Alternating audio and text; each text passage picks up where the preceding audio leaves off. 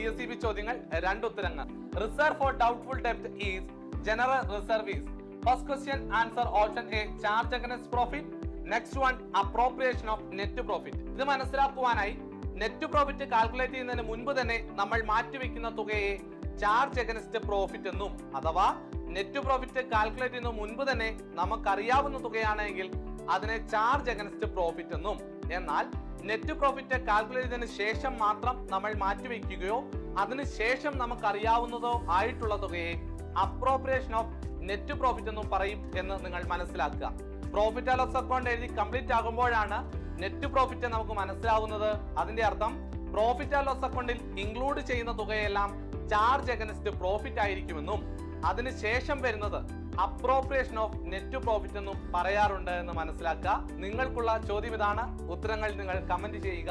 provision for bad ഡെബ്റ്റ് is